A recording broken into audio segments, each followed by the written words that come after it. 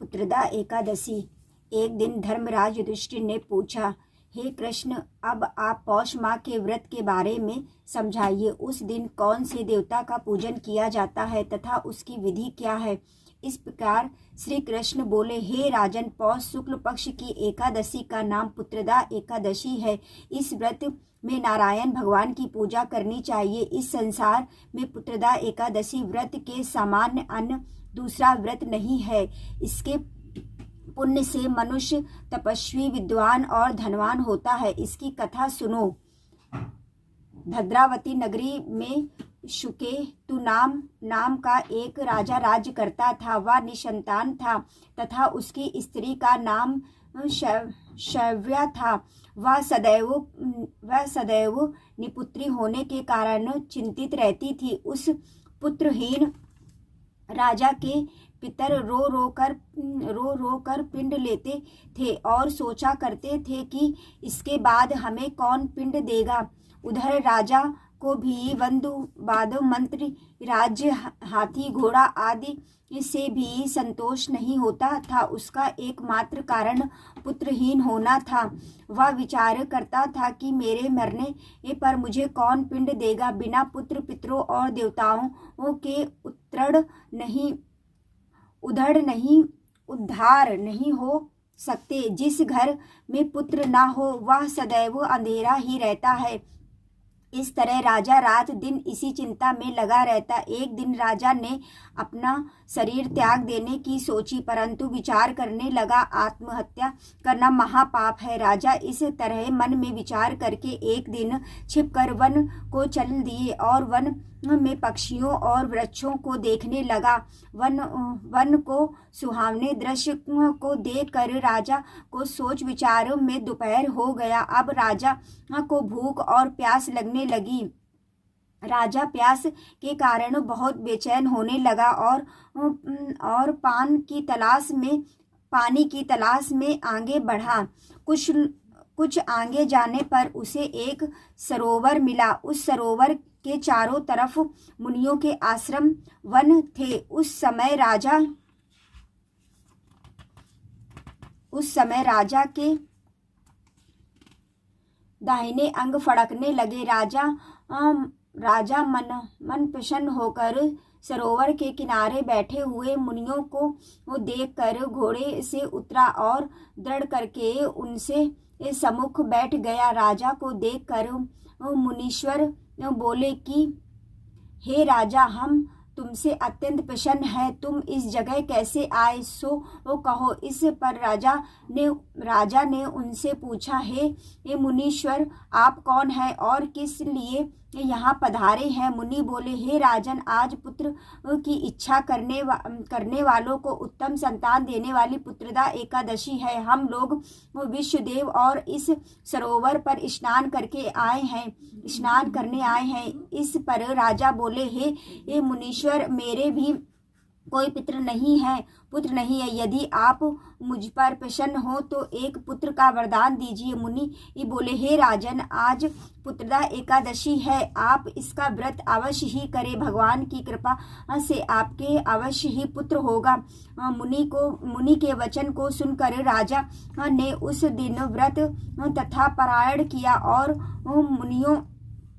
मुनियों को प्रणाम करके अपने महल को वापस आया। रात्रि में रानी ने गर्भ धारण किया और 9 माह के पश्चात उसके उत्तम पुत्र रत्न पैदा हुआ। वह राजकुमार बड़ा होने पर अत्यंत वीर, धनवान, यशस्वी और प्रजापालन हुआ। श्री कृष्ण भगवान बोले, हे राजन, पुत्र की प्राप्ति के लिए पुत्रदा एकादशी का व्रत करना चाहिए। जो मनुष्य इसका आत्मस्मरण व पाठ करते हैं उनको स्वर्ग मिलता है। मेरी प्यारी फैमिली, सब लोग सुबह की आरती ले लीजिए। सब लोगों को सुबह की राधे राधे। मिल लीजिए हमारे कहना से, हमारी प्यारी प्यारी लाडो रानी से। कहना लाडो रानी सबको राधे राधे बोलो। सब लोग आरती ले लीजिए।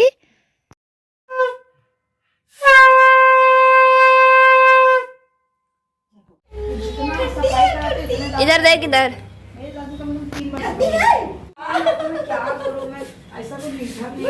राधे राधे बोल दे। जय श्री कृष्णा। मैंने साड़ी पहनी है। आपने मेरी प्यारी फैमिली बातें सुनी बेटे की, और आज उसको साड़ी वाड़ी पहना के बढ़िया मस्त खेली खेली कर रहा था।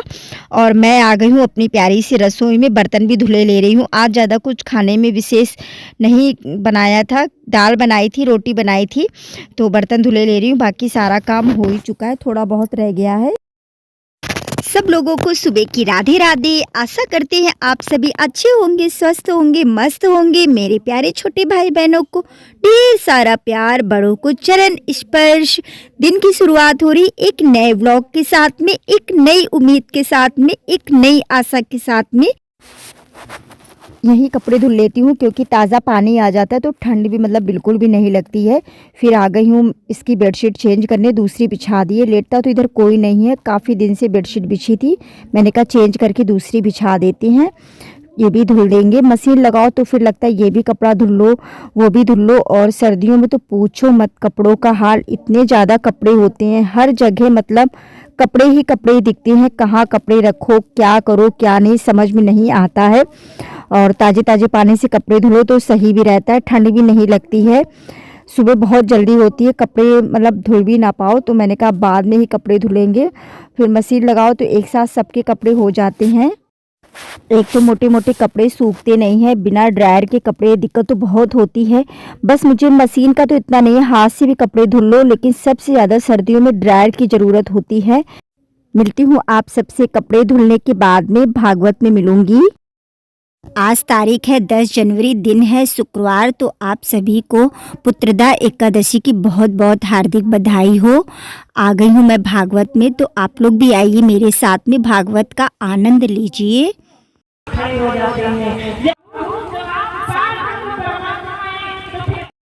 आज यहाँ भागवत का 5वां दिन है और है आज यहाँ पे गोवर्धन पूजा। उनको सुंदर आशीर्वाद ऐसा प्रदान किया कि तब से खान साहब स्थान कहलाए, हमारे भगवान का नाम से भक्त हो गए। भक्ति की ऐसे भक्त हुए जिनको मेरे प्रभु कृष्ण कन्हैया मिल गए। इसीलिए कहते हैं भाव के भूखे हैं भगवान अपनाए, जाति पाति का तोड़ के बंधन हैं द्वारा और कुछ नहीं देखते हैं। ये मत सोचना कि धन वालों को मिलते हैं, ये मत सोचना कोई रास्ता नहीं है प्यारे। आने के बाद भी हमको वही नजर आती है, लोगों की गलियां, वही गलियां जहाँ भी जाए बस वही ध्यान हो जाता। तभी तो कहा जाता है कि दुनिया में भूत प्रेत चपक गए तो उनका एक बार आगे की पागल खाने में जाकर सही होने की उम्मीद है, और कोई इलाज नहीं है प्यारे। इसलिए इसे बच करके रहना,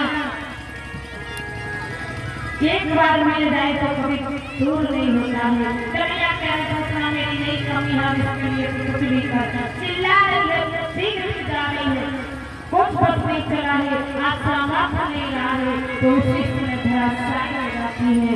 और काफ़ी टाइम हो रहा था, गोवर्धन पूजा में अभी टाइम था 6 बज गए थे, तो मैंने हाथ जोड़ के मैंने कहा अब चलती हूँ घर, क्योंकि अभी आरती भी करनी है। आज जैसा कि व्रत भी है तो मैं नहीं देख पाऊँगी क्योंकि टाइम ज़्यादा हो रहा है, सर्दियों का टाइम भी है। तो चलिए मेरे साथ में मेरी प्यारी फैमिली घर। मैंने कर ली है आरती, बेटी ने मूंगफली के दाने चिप्स भी तल लिए हैं। तो आ जाइए मेरी प्यारी फैमिली, आप लोग भी। मिलते हैं कल एक प्यारी से नए व्लॉग के साथ में। आप सब लोगों को दिल से राधे राधे।